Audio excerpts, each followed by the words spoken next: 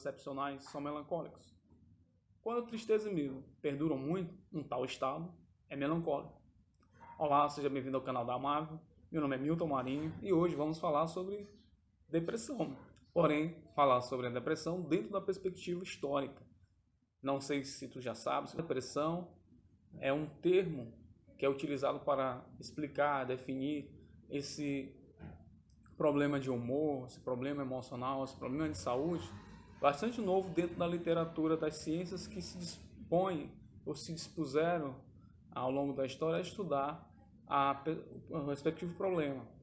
Antes, a depressão, o nome, o termo que era utilizado para definir, para compreender esse problema, esses comportamentos do sujeito imerso nesse problema de saúde, era melancolia. Para compreendermos a perspectiva histórica da passagem ou da substituição do termo melancolia para o termo depressão, temos que dar um salto para trás. A melancolia foi abordada por filósofos, historiadores, poetas, dentro da perspectiva médica, foi citado dentro da perspectiva bíblica. Então, tem um cenário amplo dentro da história, muito grande, e existem inúmeros registros que tratam sobre esse comportamento de sujeitos que estão em sofrimento emocional. Porém, a forma de como é lido ou como é compreendida a relação da perspectiva de saúde desse sujeito, sempre relacionado com outras perspectivas, entre elas religiosa, que é a questão da leitura de compreensão e explicação da realidade, tendo como base fatores transcendentes ou místico, ou com interferência e ação dos deuses ou do Deus. Dentro da perspectiva histórica, existiu duas grandes teorias que prevaleceram por mais de 14 séculos dentro da história da humanidade, que foi a teoria dos humores de Hipócrates e a teoria relacionada à perspectiva da excepcionalidade, que é a teoria aristotélica. Para ele, um quadro melancólico era algo bastante comum ou natural de pessoas com mentes excepcionais. Então, o melancólico, basicamente, para Aristóteles, manifestaria por natureza esses comportamentos de entristecimento, de andar em distanciamento social, capacidade de entrar em uma queda de humor, ou até mesmo em um comportamento de loucura, de agressividade. Era típico dentro da compreensão de Aristóteles, sujeitos com grande capacidade dentro das ciências políticas, das ciências da oratória, das ciências jurídicas, da filosofia. Então, o melancólico ele tinha essas habilidades dentro da visão aristotélica. Então, essas duas visões elas duraram por muito tempo na história da humanidade, certo? E só passou-se a mudar com o surgimento, com a evolução do estudo da medicina moderna, que a partir do século XIX e até no início do século XIX, até o final do século XIX, para o início do século, segunda metade do século XX, que se desenvolveu a psiquiatria ainda no século XIX e o surgimento da psicanálise no século XX. Então, foi algo gradativamente para mudar essa terminologia.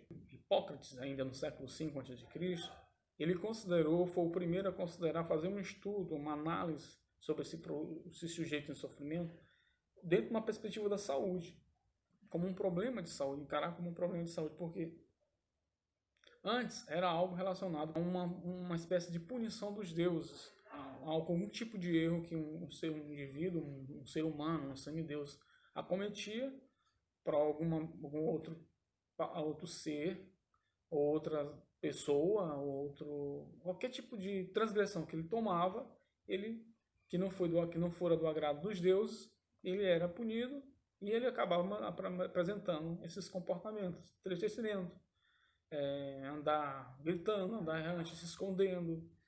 E também todo esse quadro que nós sabemos, queda de humor, às vezes a intensidade maior, até com a perda de todas as faculdades, um delírio completo, tudo isso é relacionado como se fosse uma espécie de punição que os deuses fizeram com que ele vivenciasse aquilo ali, determinados comportamentos, determinados problemas de saúde. Isso não era visto como um problema de saúde, mas sim como uma punição. O Hipócrates ele define a melancolia como a perca, o sujeito perde o desejo, para de amar a vida, ele perde o desejo de viver, ou seja, ele perde qualquer tipo de amor que ele tinha pela vida e considera a morte como se fosse uma espécie de desígnios dos deuses, ou seja, ele começa a desvalorizar a vida e valorizar a morte como se fosse uma possibilidade